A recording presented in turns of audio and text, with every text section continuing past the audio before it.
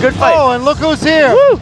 My favorite matchmaker in the world, Sorry Mr. for the Gary Marino. How you doing, brother? How you doing? Good. Great to see you. Talking to the mic. Gary, great card so far. You put together some great matches. What's your take on what we've seen so far? Well, everybody came to fight, and everybody lived up to their, you know, what I expected from them, and I love it when guys fight and fight tough guys and leave it all out there in the ring. Love it. We were just talking to Mervin Rodriguez, and you know, it looked like those takedowns were the difference, and it was a tough fight for him, but he'll be back. Oh yeah, Mervin's tough. I'll tell you that Kenny Foster's got some great wrestling background. Kenny Foster's great. He's got a great team up there in Bomb Squad. And now, talking about September 11th, we had Calvin Kattar over here.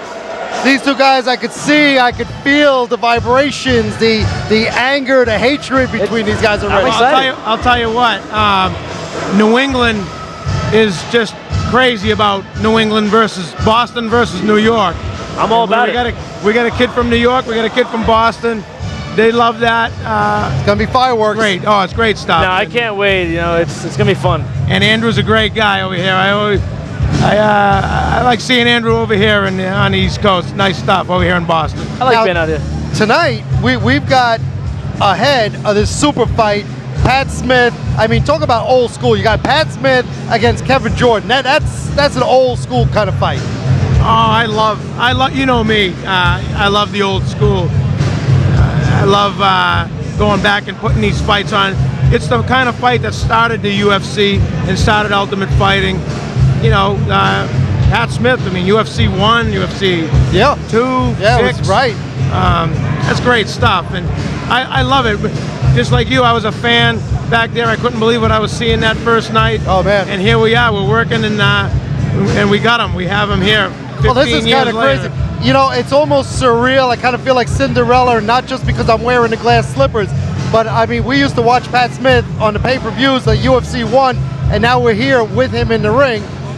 But the only thing we need now is Thule's tooth to come flying through the cage and land on our table. I know. We need Bill Wallace looking for the tooth for the dollar. No, that's great stuff. I'll tell you what, I can't believe 16 years ago I was watching Pat Smith on the UFC, and here I am getting him a fight. Absolutely thrilled. I was starstruck when I went and picked him up at the airport. I'm like, wow, I can't believe I'm picking up Pat Smith at the airport. Yeah, right. Unbelievable. No, just so much fun. You know, a lot of respect for the guy. He's a great guy. Real nice guy too. Who do you think's gonna win? Who do you think's gonna win? Who do I think's gonna win?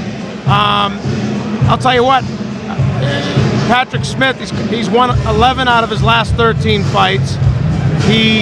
Kevin Jordan is got a strong takedown defense. And he can take a shot.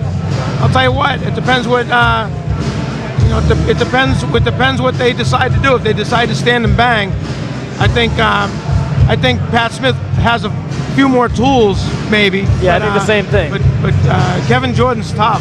Kevin's big. He's a big guy. Yeah, he's a big guy, durable, and he's hard to take down. He is.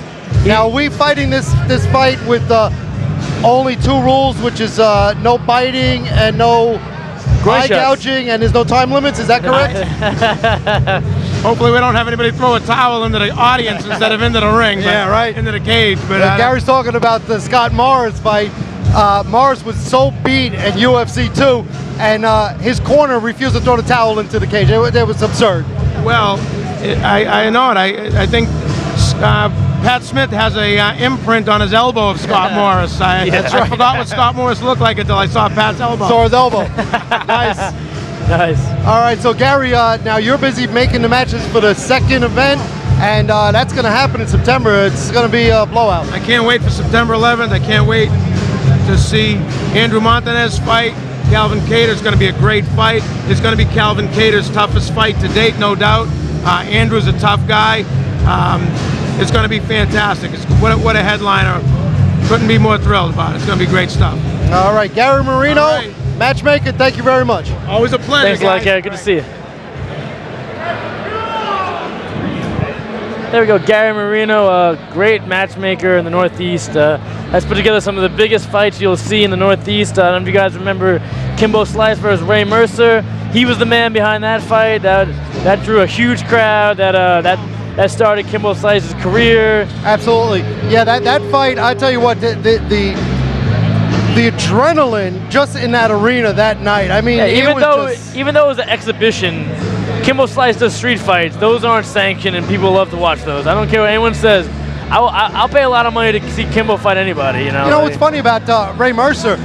Kimbo beat him, and everybody's like, well, yeah, of course, because the guy's a boxer. Yeah. Next thing you know, Tim Sylvia is getting knocked out cold. In 9 seconds. He gets knocked out as soon as the fight starts. You know, Tim Sylvia defended that UFC title. You know, it puts a little respect behind Kimbo. You know, it shows he wasn't such a slouch. Everyone's like, he fought Ray Mercer. Ray Mercer's a boxer. Blah blah blah. All right, Ray Mercer just knocked out Tim Sylvia, who held the UFC heavyweight title, even though UFC heavyweight division was like one of the weakest divisions around, but he still had the UFC belt. I don't care if I have the UFC belt in the weakest division. Like if I have it in the midget division, I don't care. I want that belt. Yeah, you know, right. like I don't care if it's, you know, you have it, you're considered world champion. That's just the way it is.